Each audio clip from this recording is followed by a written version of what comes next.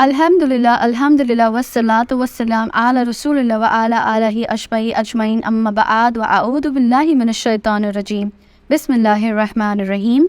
Assalamu'alaikum warahmatullahi wabarakatuh, brothers and sisters. What are the three most common mistakes we all do in the holy month of Ramadan subconsciously?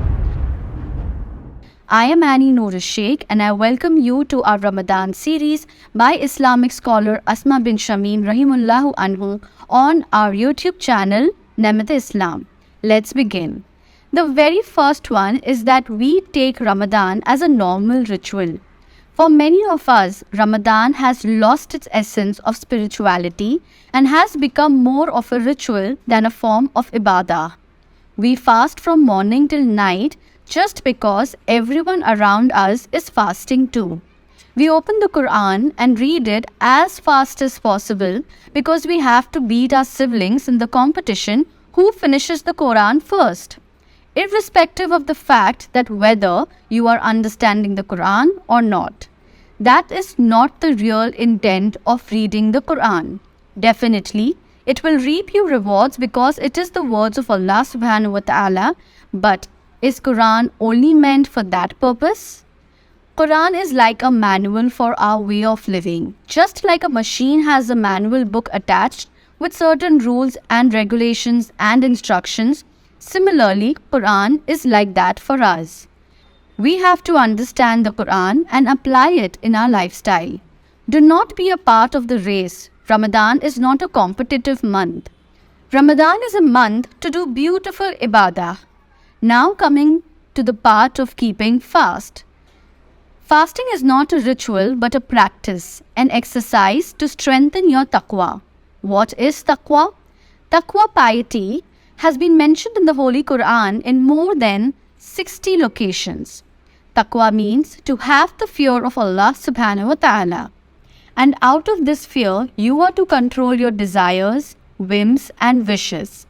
Taqwa is of two forms. One is from haram things, which are to be practiced your entire whole life, and second is from halal things, that is during the month of Ramadan, especially during your particular period of fasting. Now, even though eating and drinking are halal to us, during Ramadan, we are to keep taqwa from it.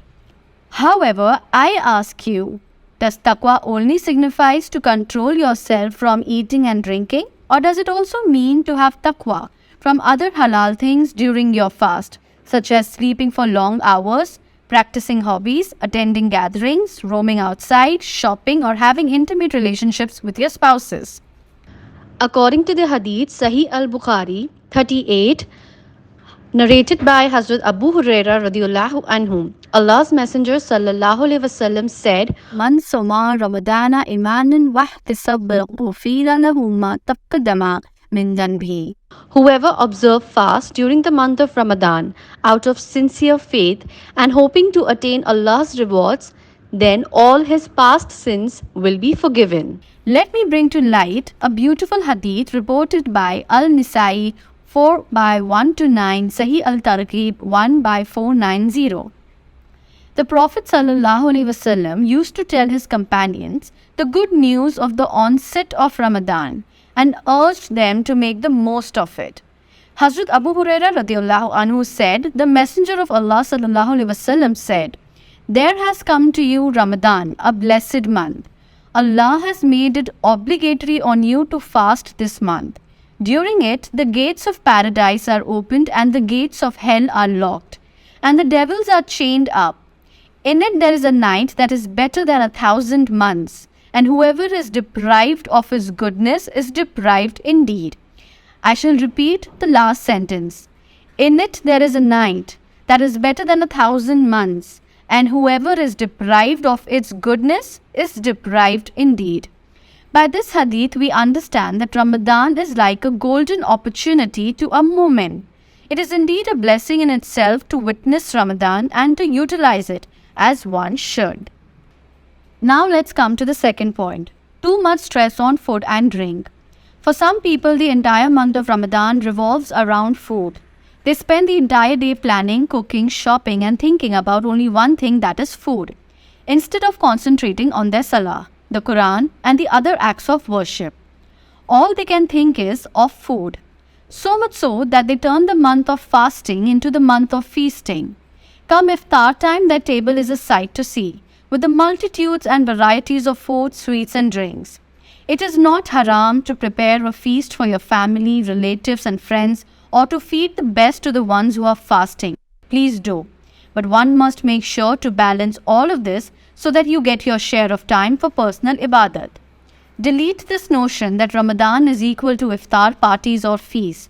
If you do not, you're missing the very purpose of fasting that we've just discussed in the above point. Also remember, too much food is also a kind of waste and extravagance. As Allah subhanahu wa ta'ala says in Surah Al-Araf, Ayat number 31, وَقُولُوا وَاشْرَبُوا وَلَا تُسْرِفُوا إِنَّهُ لَا يُحِبُّ الْمُسْرِفِينَ. Eat and drink, but do not waste. Surely He does not like the wasteful. Well, now let's see the last point. The last point is the continuation of a previous point, spending all day cooking and all day sleeping. Some of the sisters, either by their own choice or forced by their husbands, are cooking all day and all night, so that by the end of the day they are way too tired to do their personal ibadat. Same goes with those men who just sleep throughout the day, wake up only to perform salah as a ritual, and then they sleep back. Resting yourself or getting sufficient amount of sleep is not sinful, but again, in this month you must balance it.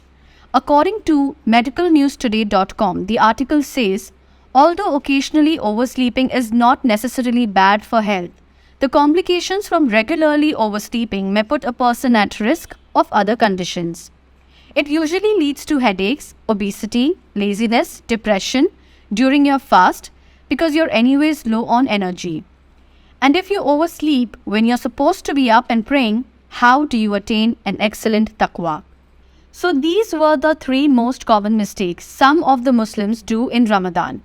I hope this video was beneficial to you in some ways. Do subscribe to our channel Nemat Islam for more informative and authentic Islamic knowledge from the Holy Quran, Hadiths and Fatwas. Barakallahu feekum. Jazakallahu khairan kaseera for watching this video.